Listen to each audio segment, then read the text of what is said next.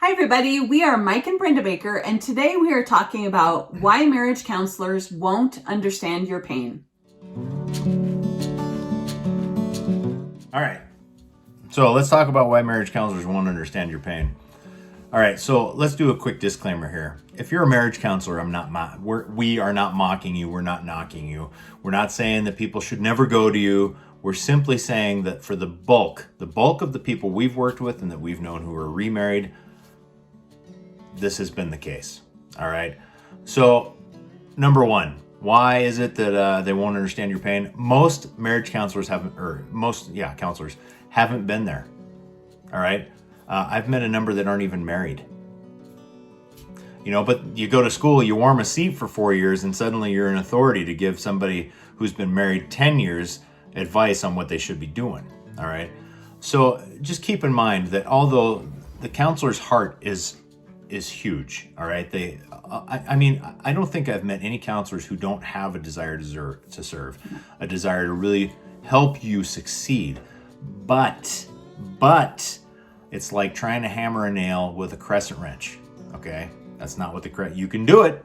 Takes a long time. You're gonna probably bend the nail. You're gonna smack yourself in the finger. It's not the tool to use, okay? There is an appropriate tool. The appropriate tool in this case would be at least find a marriage counselor who's been remarried, at the very least, or find somebody else. But the point is here, most of them have never been where you're at. The same concept is true about what Mike's speaking of when you talk to someone who has kids over someone who doesn't. Yes. A lot of people that do not have kids have preconceived ideas about how easy parenting is. Is it really that easy? No, especially when you're not sure from kid to kid what to do, right? So that is our biggest thing with you, is we're trying to let you know that counselors don't always know everything. They might have gone to school. They did go to school to get their license. Yeah. But we are not saying that we're counselors. We are coaches. Yeah, just remember, it's just like, maybe you invest your money, maybe you don't, but it's just like investing your money. You should be investing your money with somebody who makes the same type of investments you do. Yes. If you have somebody else handling your money and you're not doing it yourself. Same goes here. You should be investing your time with somebody who has invested their time in a remarriage and made it successful as well. All right, which brings us into number 2, which is textbook counseling. Okay, textbook counseling is exactly that. A lot of counselors come out of college and they have the textbook answers for all of your problems. Well, the textbook says this is what we learn in class. This is what we learn in class. This is what we learn in class. This is what I learned when I was working with such and such counselor. This is what I learned when I interned. Okay, and is that what you want? You want an intern marriage? You want a textbook marriage? Textbook marriage, that's not doable. That's basically good. I mean, there's not a lot of love in the textbooks, right? Yeah. So do you want love or do you want, Yeah. a partnership? So, so number 1 being most of them haven't been there. Then number 2 being that they're going to give you textbook answers for most of what you're doing. A lot of counselors won't think outside of that box. Yeah. Okay. They don't know to. There are some that do, and those are typically the more successful marriage counselors, understanding that the textbook is only.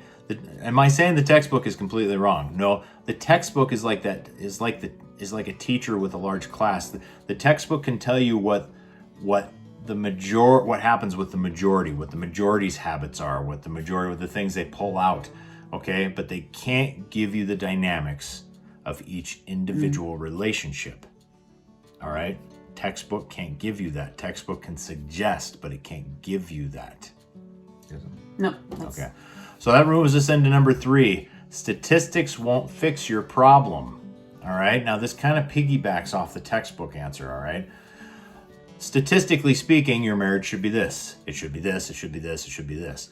Well, statistically speaking, 62% of first marriages fail. Statistically speaking, 75% of second marriages fail, and the numbers just keep going up. All right. The most consistent part of those is the fact that they have people in them. I mean, people have problems. All right. So statistically, if you were to live by the statistics, you may as well just divorce like the day after, because the odds are against you. Yeah. Statistics won't fix your marriage. You can. Your time, your abilities, your focus, and the help you decide to get. And the tools that that are available. Yeah. You know, because there are a lot of tools that are available, but are they going to work? Yeah, exactly. So when you're trying to do this, when you're going to a counselor, most of the time you're going to be getting textbook answers that are statistic based. Okay, so just keep in mind, is that the kind of remarriage you want? Remember, my big thing, or our big thing, but is we want your remarriage to be your last marriage. And it can be. Not like you bury your spouse under the porch. No. Okay, but we want it to be the marriage that lasts until you're done.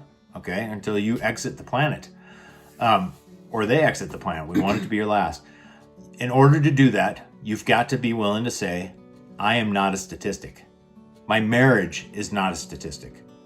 Okay, because I want you to remember there are two. In order to come to a common number on a statistic, you have to have this end and you have to have this end, and statistics are what happen in the middle.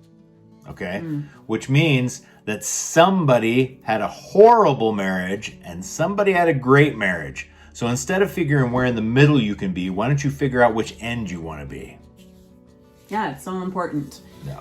And, you know, we're not trying to say, again, that counselors are bad or anything like that. They have great hearts, but they may not have the right information for you.